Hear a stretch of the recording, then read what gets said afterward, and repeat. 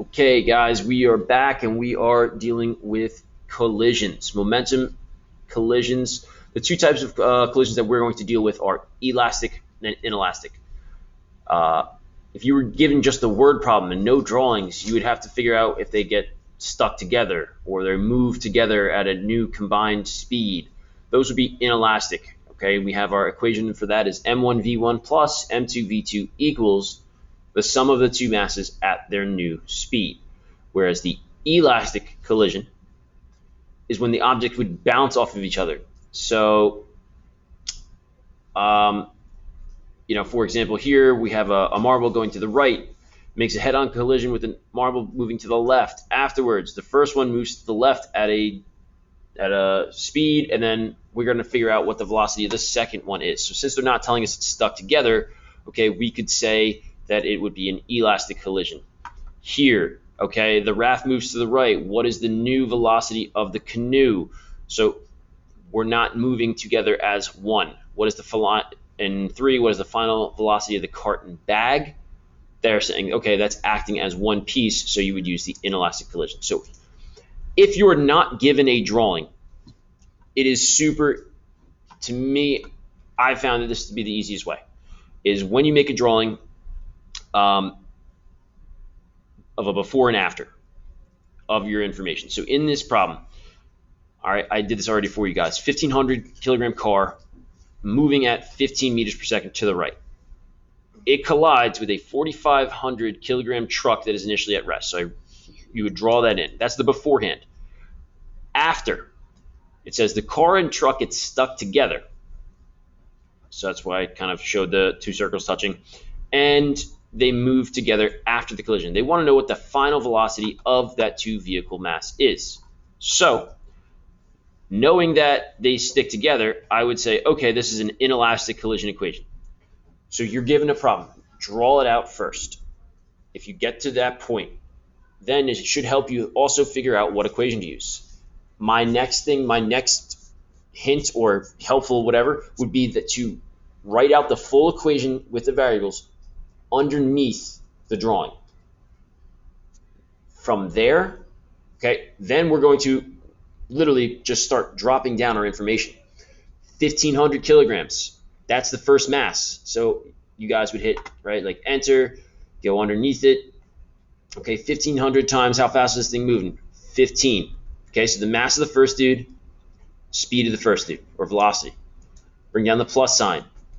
Okay, mass of the second one, 4,500, and its speed is 0. So we did the first half already. Space out a little bit. I like to keep it spaced out as well. I think it definitely helps. So then you hit equals. Next step, super easy. Add the two masses together. 1,500 plus 4,500 V sub F. Final velocity. So we didn't really do anything difficult. We had our drawing, we have our equation, and we're just putting the numbers in the right spots. So 1,500 goes down under M1. 15 goes under V1. M2, all right, is the mass of the second one, which is 4,500, and its velocity is 0. Hit the equals. Now over here, M1 plus M2. Those didn't change. They didn't change. Those didn't change. So we have 1,500 plus the 4,500. Now they're moving as one basically whole piece. Subscript? The subscript is control comma to do when you find VF. So from there, now what you're going to do is I'm going to walk you guys through the full steps. All right, it may seem like a little bit of annoyingness, but I think it definitely helps. So, no, not yet. Now simplify. What's 1,500 times 15? 22,500. Bring down your plus sign. What's 4,500 times 0? 0. That is going to equal 1500 plus 4500. 6,000 times VF. Once you get to this step, the next thing would be is to start to simplify. Well, 22,500 plus 0 is just going to equal the 22,500.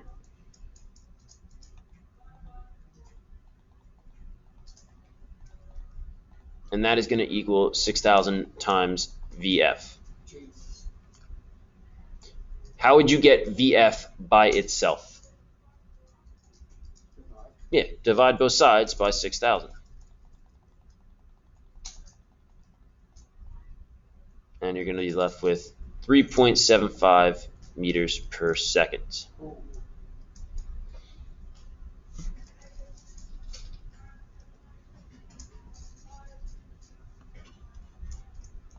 Okay, so then on to number 2. For number 2, you have a 0.015 kilogram marble sliding to the right at 22.5 meters per second. And it's moving on a frictionless surface. It makes a head-on collision with another marble that is also 0.015 kilograms. But this one is moving to the left at 18 meters per second. So when I did the drawing for you guys, you got to make sure the negatives, all right, the direction matter. It's a vector quantity. So because it's moving to the left, we're going to give this dude a negative 18 meters, which is basically just telling us it's moving to the left.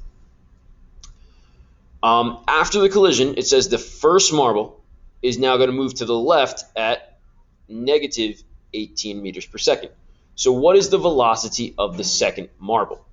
So notice that in the picture, they're not touching, right? So they're not stuck together. So we would go up and we would use the elastic collision equation, which is m1v1 plus m2v2 equals m1v1 prime plus m2v2 prime. The prime, that little like apostrophe, just stands for the new speed. So it's the momentum of the first object before, momentum of the second object before. You add them together is going to equal the new momentum of the first one plus the new momentum of the second one. So what would you guys do if you, after you have your drawing done, right? That would be your first step. Figure out what equation to use, put it underneath. Now what would I do? Start filling in the numbers, right? Okay, so what is M1? 0.015. And the speed, or V1, is 22.5. Then the mass of the second one is the mass of the second one is 0.15 kilograms. And it's moving at a velocity of, you've got to make sure you include the negative sign here. The negative 18. Okay, the negative was indicating that it's going to the left. So if you don't do that, it's going to affect the overall direction that your final answer should be. So after we fill in those guys, drop down the equal sign. Mass of the first one didn't change, so it's still at 0.015. Now the new velocity, the V1 prime of this guy is negative 18. Mass of the second dude didn't change. It's still the same, 0.015.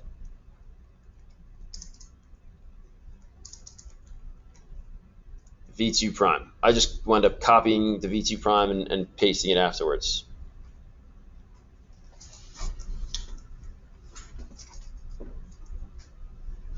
Okay, so once you guys, okay, the first step is drawing. Second step is putting the equation under the drawing. Third step, writing your pieces of information in the right spots. Fourth step, do the math portion here. Okay, do your multiplications. This dude, okay, should come out to be 0.3375. The next dude should be negative negative 0.27, or yeah, negative 0.27, or negative 0.27. So we have that on the left side of our equation. That's the before aspect. The after piece, the after side, okay, well, negative or 0.015 times negative 18. Guess what? It's going to be the same number as we just calculated right there. This negative 0.27.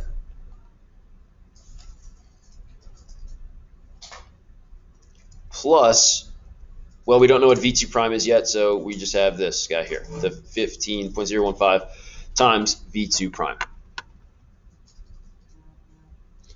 Again, I just copied this. I highlighted this piece and pasted it afterwards.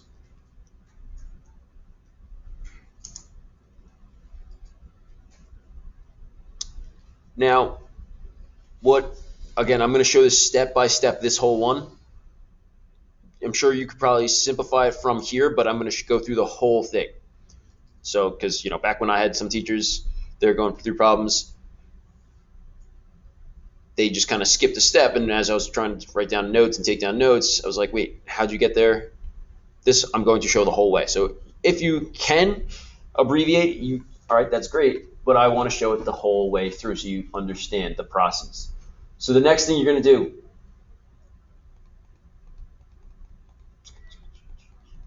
is you're going to simplify the left side. Okay, I add this guy and this guy, so 0.3375 plus a negative 0.27, which is going to leave me with 0.0675. That equals negative 0.27 plus 0.015 V2 prime. Okay, so then once we get here,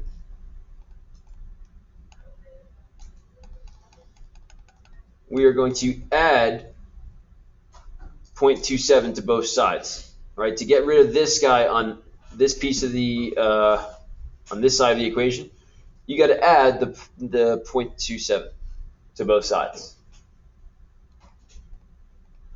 So that's going to give us 0.3375 equals our 0.015 V2 prime. Now, if I want to get V2 prime by itself, what do I need to do? I need to divide both sides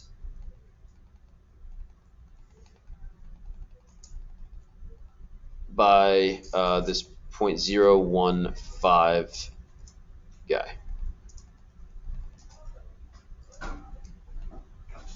And this is what we would be left with.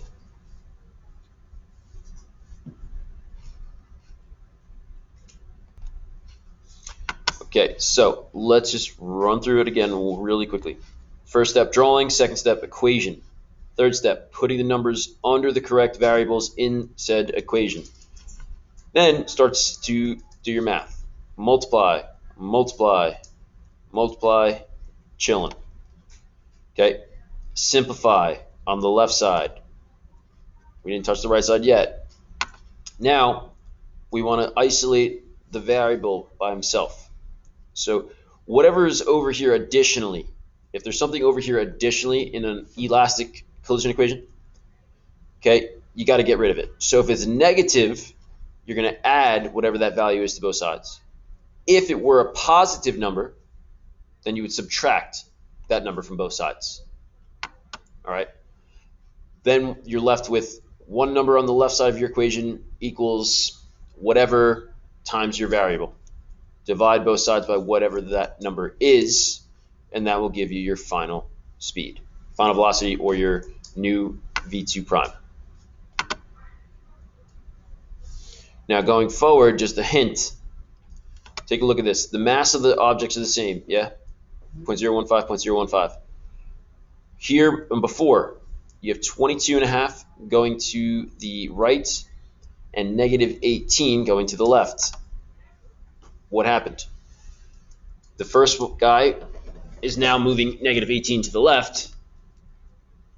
So this dude over here is going to be moving 22.5 to the right. They wind up exchanging velocity. So if you have two items or two objects that have the same mass in an elastic collisions, they're going to wind up basically just alternating their velocities. So you should, just for future reference, keep that in mind so you know what your answer, if you do the calculations, you'll know whether or not you did it right or wrong. All right, so we're going to go on to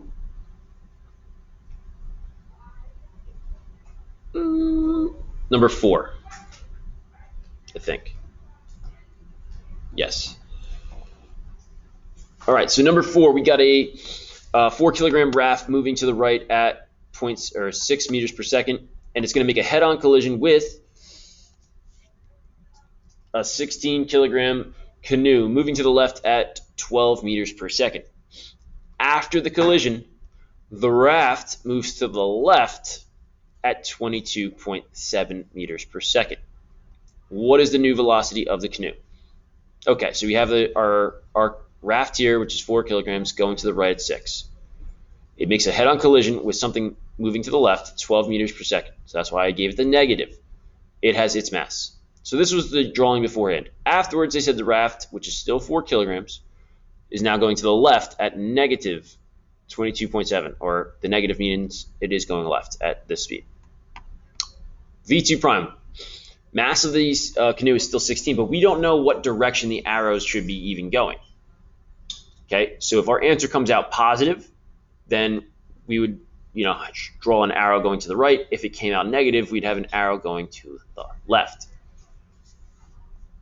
Okay, so then let's start. Oh, good gosh. All right. So mass of the first one is 4 kilograms times 6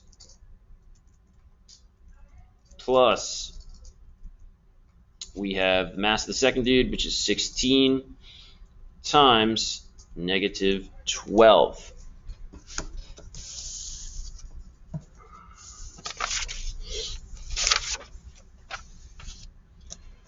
All right. And then equals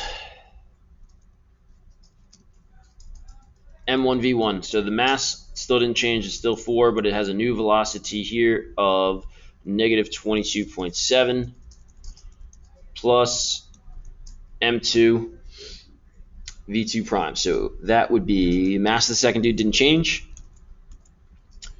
And we don't know what V2 prime is. So we're just going to write V2 prime.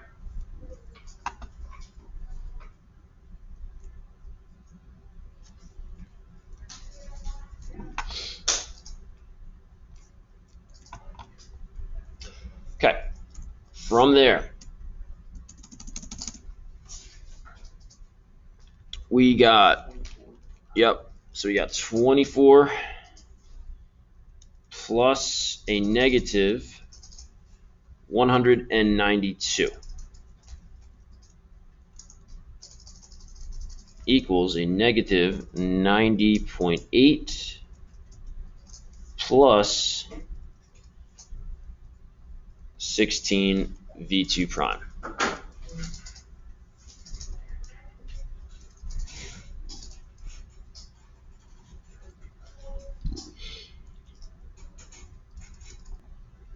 So the next step would be to start to simplify, each side of your equation. So 24 plus a negative 192 is going to be a negative 168. And that's still going to equal the negative 90.8 plus, our 16 V2 prime. Now what am I going to do? What do I want to do? I want to isolate V2 prime by himself. So what should I do? Should I add negative 90 to both sides or subtract negative 90 to both sides? I'm sorry, add 90.8 or subtract 90.8. So you're going to wind up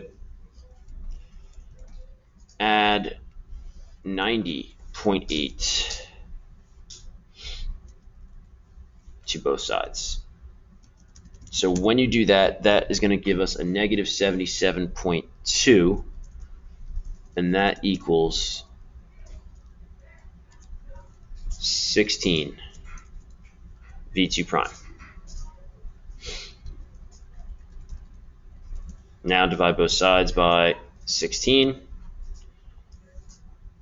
and V2 prime is going to equal a negative 4.825 meters per second.